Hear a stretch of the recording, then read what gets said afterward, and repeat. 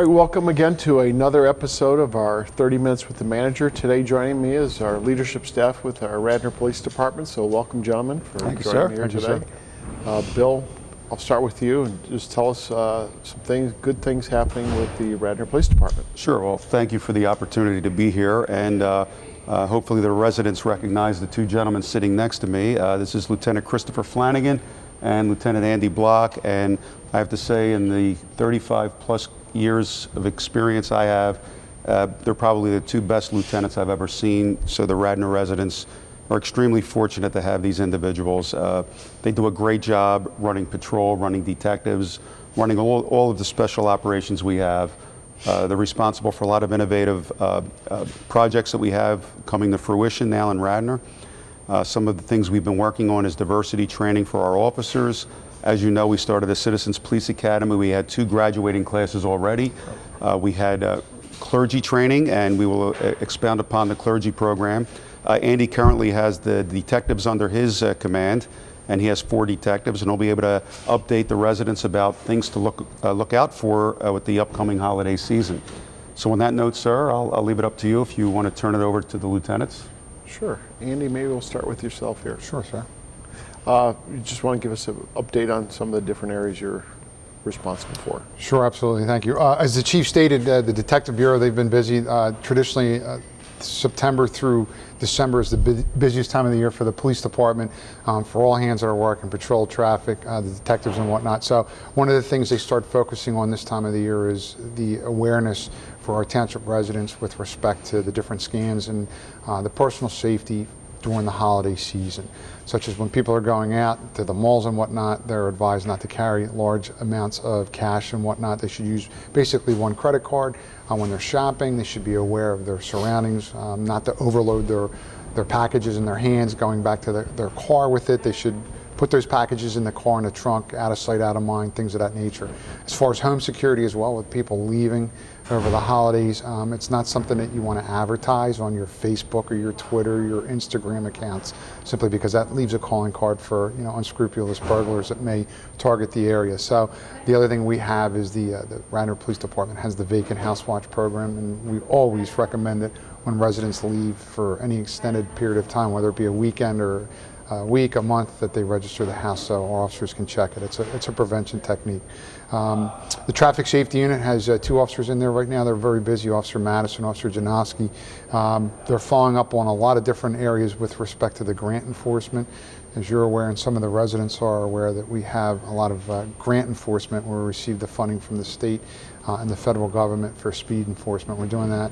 Also working hand in hand with Villanova University right now on the traffic issues with respect to the construction that's been ongoing down in the area, where officers have been detailed out over the last several weeks to assist working the traffic signals and whatnot, to have a minimal impact to the residents and the motorists coming through the township. And coming up the week of November 7th through the 11th, they're closing 8th Avenue, so we have an action plan, as you're well aware, that you put in place, sir, that we will execute next week, to assist with the traffic. So there's some of the things that we're working on currently right now.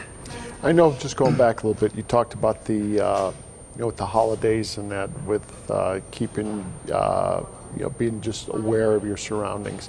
One of the things you mentioned is about the home checks. Yes. And that. Is there a charge? There's no charge for that, correct? No, sir. That's a service that this police department proudly offers and has offered for the last 45 years. Yeah, so, and they can get access by calling, or can they check the website and get that form? Yes, either or. They can go on the website, they can register through the website, and if they don't have access to the website, they don't have computer access, they can just call the regular police number, 610-688-0503, and we'll take the information and register it. And that's been a program that's been very successful. I know I've heard a lot of positive comments about that too as well, so it's a good service to take advantage of. Yes, in addition, it just, for the security matters, officers have walked around during extreme times of the year, summer, winter and whatnot. They hear water flowing in a house, there was a broken pipe, so there's emergency contact. So a lot of times it can mitigate some property damage that may be occurring as well. So we enjoy doing it. It's a service we thoroughly enjoy offering. And then too, as I know you mentioned about traffic, with a lot of the construction taking place in that too as well. We know that traffic is there's a lot of construction taking place, not only between, it's not just Villanova. We know that there's a lot of utility work that's taking place. Pico Aqua has a lot of construction that's going on, replacing a lot of the old and bad lines. That's something that's going to take place, for years still, out in front of us, and trying to control that. And I know you're involved a lot with this. A lot of times it's late. Even we're not made aware of some of the issues, but when we are, I know you jump on it real quickly, and our guys do too as well. Yeah, it's a great collaborative approach, I believe, by the township, for the residents. It's not just the police department, it's your office as well as Public Works, the Director of Public Works, Steve Norsini, everybody coming together to try to come up with these action plans to lessen the impact, minimize the impact to our residents and the motorists. But traffic seems to be one of the #1 complaints we receive on a daily basis, not only on the major thoroughfares, but also on residential streets. So we are committed, to the traffic safety and the highway patrol, doing the enforcement. Good. All right. Chris, in the areas you're responsible for, maybe an update? I'm in charge of the patrol division and the administrative group that handles all the processing, paperwork, meets and greets the residents as they come in when they need a report or an accident report. So the patrol division obviously is our biggest force. They're out there 24/7, rain or shine, holidays not. They're what they call the backbone of the police department. They're the face that people see first when they dial 911, or see them just out on the street when they're doing whatever type of selective enforcement they've been assigned to do by their sergeant.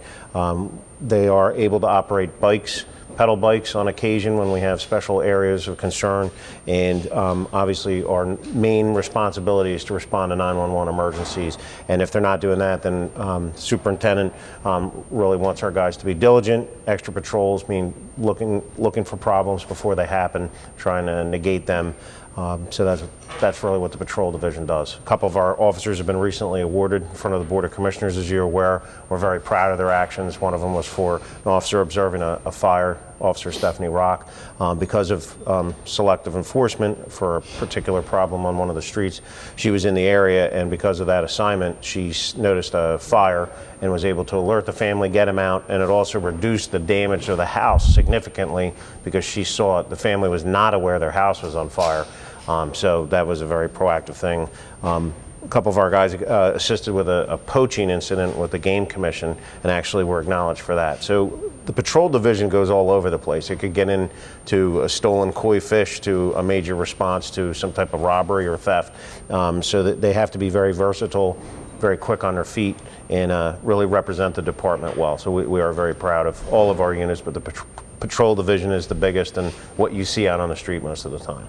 Okay, good. What's some of the additional training in that some of the officers are going through? The superintendent, Colarulo, really wants our people to be well-versed. Our training is not just contained in-house. In-house training is very important. We have some subject matter experts, such as firearms instructors, use of force instructors, that gives us the luxury to train quickly and easily. Also, if there is an issue that needs to be corrected, we have on-site, again, subject matter experts that can help correct the problem. But we also go outside. We take advantage of free training put on by the state, county, whoever it may be. One of the things that we're proud of, and the superintendent really has been pushing our guys through, it's called CIT, which is a program put on by Delaware County. And basically, it's teaching officers how to be, I don't want to say a specialist, but they're specially trained to handle mental health emergencies. And again, as we stated earlier, you want to attempt to head problems off before they start. These officers are trained to see there's some particular clues or some warning signs that we may be able to take action, get them with the right agency, hospital, doctor, whatever it may be, and avoid a major confrontation. So each year we try and get 1 to 2 people through. It's over a week of training, and it's really proven to be very valuable. We've had a couple of cases where we're like, hey, one of our CIT officers working, let's specially send them down to go talk with this person, engage them, have a positive interaction with the police department, and see if we can come up with ways. That's one example of training that we do take. We recently sent 2 officers to a fully funded federal driver training program.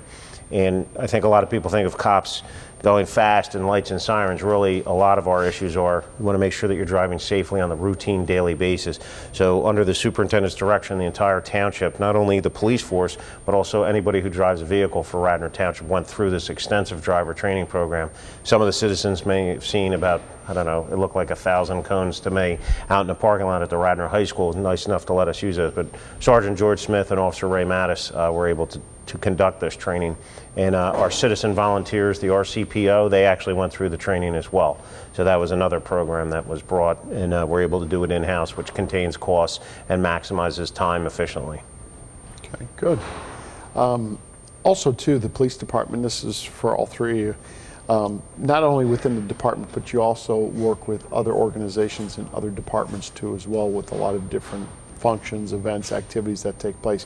Maybe if you could just touch base with some of the other departments that you work with and some of the other issues that you deal with. Well, one of the things we're very proud of, and again, you know, I can't stress enough to the community and to you, sir, how valuable the lieutenants are, because they lead by example and they really, you know, set the tone for the officers. We just participated in something called Race for Peace. It's a, excuse me, it's a multi-organizational task force that's made up of law enforcement, elected officials, members of the clergy, and members of the community. And I mean, it's no secret if people watch what's going on nationwide, police community relations are strained, but this organization meets periodically and addresses these issues with the community. The two lieutenants and myself attended a function in West Philadelphia this past Saturday. Very well received, and we'd like to keep that going. We also had the diversity training that was given here, and something you mandated that's coming up next month is from the Anti-Defamation League, which is going to be given to all employees in Radnor Township. We always work, as you know, Villanova got their own police department. We work closely with Villanova now. In fact, we had an unfortunate incident yesterday where my officers had to respond and assist Villanova in a tragic death. Many times Villanova and the other colleges have functions that require the Radnor Police to assist them, and we have an excellent working knowledge, whether it's active shooter, tabletop exercises, or just working with them because of the volume of people that are coming in. We have excellent plans and an excellent level of communication with these people. Mm-hmm. And if you gentlemen want to elaborate on anything I missed, please jump in. We do end up, just based on the type of call, we could work with the FBI. Delaware County has a lot of special units from their DA's office. So depending on the incident, Mr. Zinkowski, our officers, detectives are very used to transitioning and teaming up with other agencies if required, just to get the job done. So we have a strong relationship, and our officers' professionalism help carry that through with our relationship. So that's how we do it. I mean, just recently the Radnor Police helped with the Democratic National Convention in Philadelphia, and last year they helped with the papal visit. So, you know, we're more than willing to help our brother and sister agencies. It's not a problem. So I think even with Andy, with the school district, you know, and with the schools and universities here, it seems like we have a very good working relationships with those groups and organizations too. Absolutely, we do, and we meet with them on a regular basis, whether it be at the collegiate level, the high schools, the grade schools. Our officers, and again in the patrol division, on a daily basis are doing walkthroughs through the schools itself. So it really pays dividends because the officers get to know the staff as well as the students, and the students learn about the officers. It's not a fear factor, where in some communities right now that's an issue, as the chief had spoke about with the Race for Peace and what we're trying to do. So there's outreach there, and also it's also tactically for the officers walking through the schools. They know the schools inside and out, and God forbid there is an incident and they're directed to one area of the school. They have that knowledge of the layout of the school itself. You know, so we work with the schools on that level, as well as their administrations and different programs where we will do officer-friendly programs in the schools. We've spoken to the upper classmen about drug and alcohol usage, things of that nature. The traffic safety and the highway patrol guys are over there dealing with the different types of driving programs, distracted driving and things of that nature. So that's on a local level, and also even within the township, we work hand in hand with the Department of Community Development, with their inspectors, with hoarder houses, things of that nature. It's clearly a team approach, and you and the chief have established that there's a multifaceted approach to try to help people and correct the deficiencies within the community. Because it comes down to quality of life issues, and that's what we want to correct.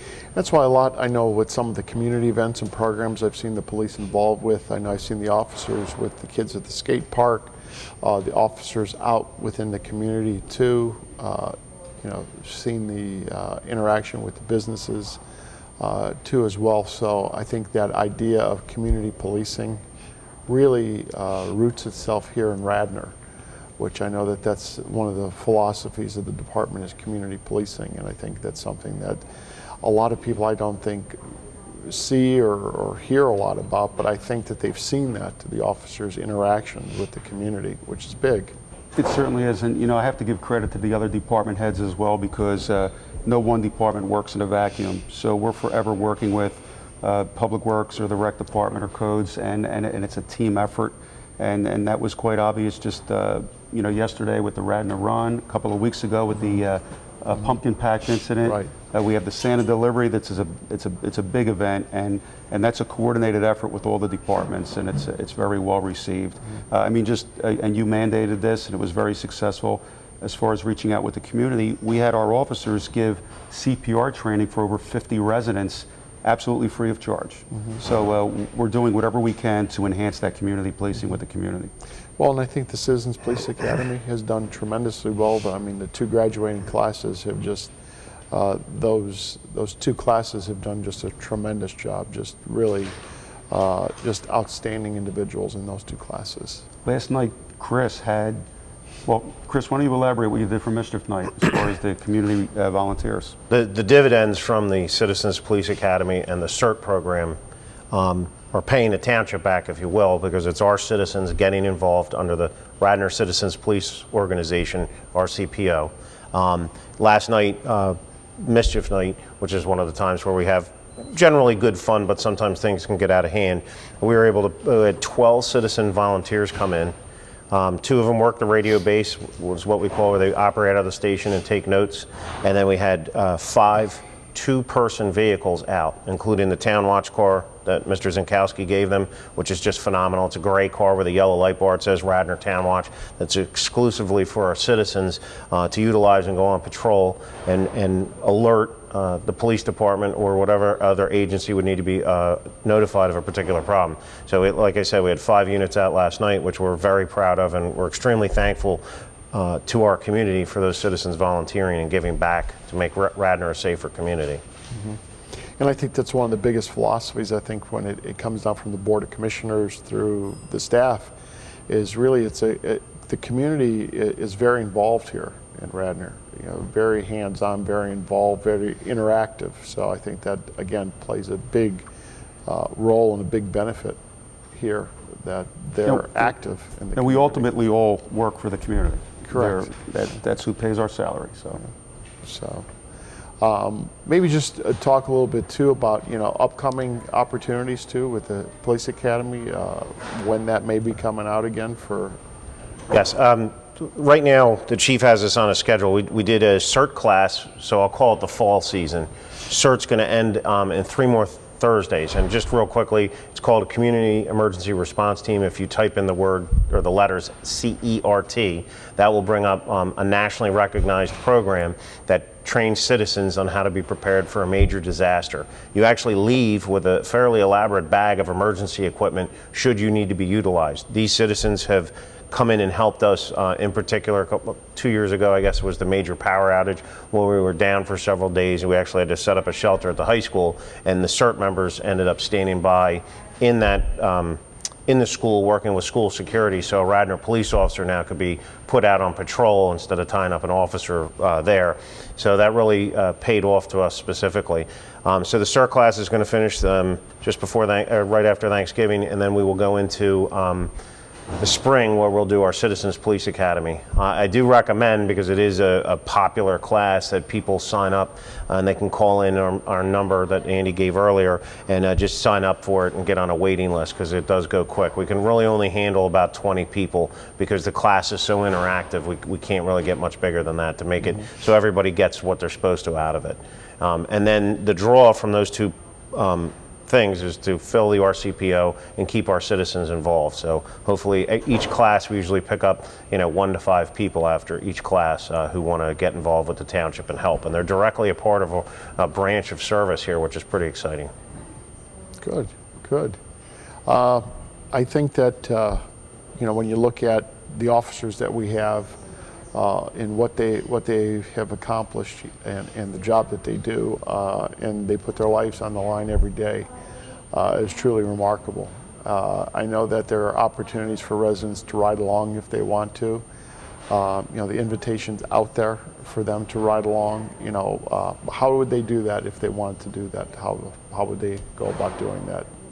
They can contact Chris or myself. We always coordinate that. They can call the number again, 610-688-0503, or they can email us. Our email contact information is on the website, and basically we'll set up shifts for them to come in and ride with the different patrol officers. And again, we're 24/7, so it's custom to their schedules, whatever would work for them. But it's another beneficial program, and I know I'm speaking for myself and Chris. When they come in, we also sell that Citizens Police Academy. If they're interested to really to get into it.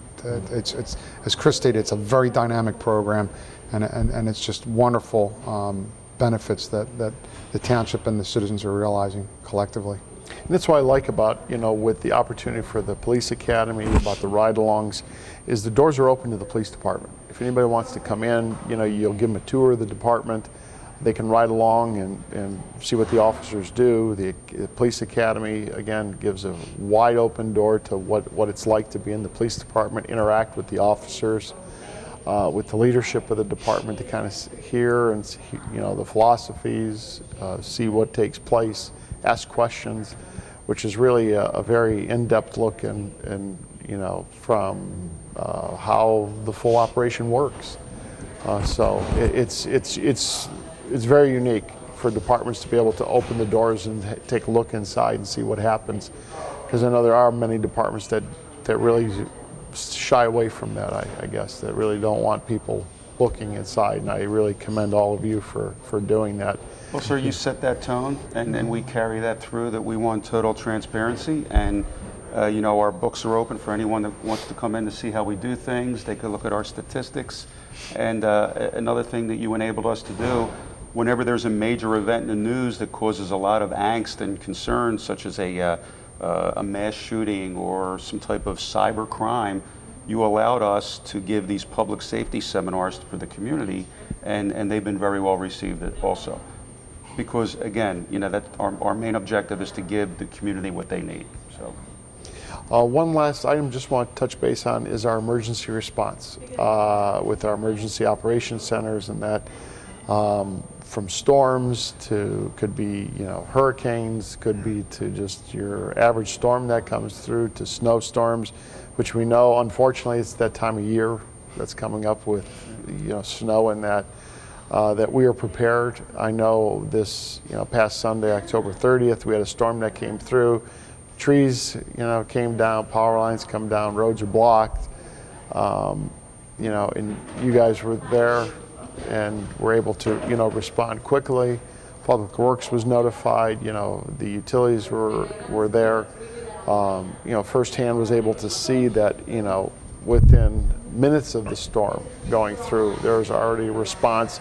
You already had an incident that was occurring, which was, taking some of your resources, but you were still able to handle another incident that was taking place, but also still be able to respond to this. So maybe just if you want to briefly just talk about how your operation kicks in when these types of weather events take place. Well, I'll start out and I'll let these guys continue. It's almost instinctual, and it starts out with the training they get when they first get hired. And as I mentioned earlier, no one department works in a vacuum. As you just mentioned, Public Works. When incidents like that happen, our officers just know instinctually what needs to be done. If there's a power outage, who they have to notify, where they have to get the generators, what they have to do to keep the community safe.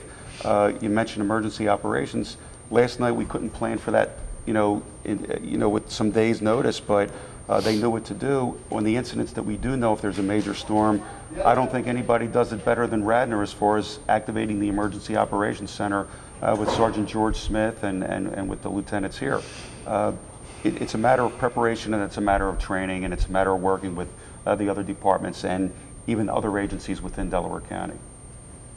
Just, I'll touch on one new item, Mr. Zinkowski. As you know, your approval and the commissioners, but we've purchased a new emergency operations mobile unit, if you will, so that if something develops on a scene quickly or not, we have a Ford van that's specially outfitted with on-scene lighting, a generator, and basically a little mini command post inside. That's going to hopefully be delivered just right around the beginning of December. So we'll actually have a new capability so that we're not just tied to the building here. So that will enhance what we do inside here. We can quickly deploy that vehicle. Car accidents, power outages, long-term crime scene investigation, and it gives detectives, commanders, anybody such as yourself or anybody could jump inside. We can get updated information and utilize its mobility with a lot of enhancements to what we do now, which we're pretty excited to get this vehicle up and running. So that is a new addition that'll come for 2017, basically. Two takeaways, and I credit you and the chief with both of these, is in these emergency operation situations, the standard and caliber of the people that are hired here in the township are second to none. That the bar is very high, and I think that speaks of and by itself, that when we do have these critical incidents or something goes awry with a storm and whatnot, it's boots on the ground. And we don't miss a beat with it. And it's also, I believe, communications, working together specifically with each division of the township. It comes together, and I stated earlier, that collaboration and training together and getting to know everybody makes it seamless for the residents. We try, and last night, as you stated, is a perfect example where we had a couple different situations that are occurring almost simultaneously, and our people, between the police department, public works, codes, without missing a beat, they're out there, and they're having it handled as quickly as possible. So it's a credit to you and the chief and the other department heads about the caliber of people that we have working here. And I just say it's the caliber of our staff, the men and women of the township really do a tremendous job, and they respond. And in these emergencies here, it's like you said, it's all the departments, they work together in these emergencies, between getting information out, responders, as you said, Andy, the boots on the ground of all of that. Who does what, who's responding, of all those different items in that, of how we get that going. It's all of that, of how we work together. So it's a big part of that. And it could be any particular area that we touch base with, police, public works, ComDev, IT, finance, recreation, any different area that we need to, pull in. They're available, they're trained, they know what they have to do, and they just jump right into it.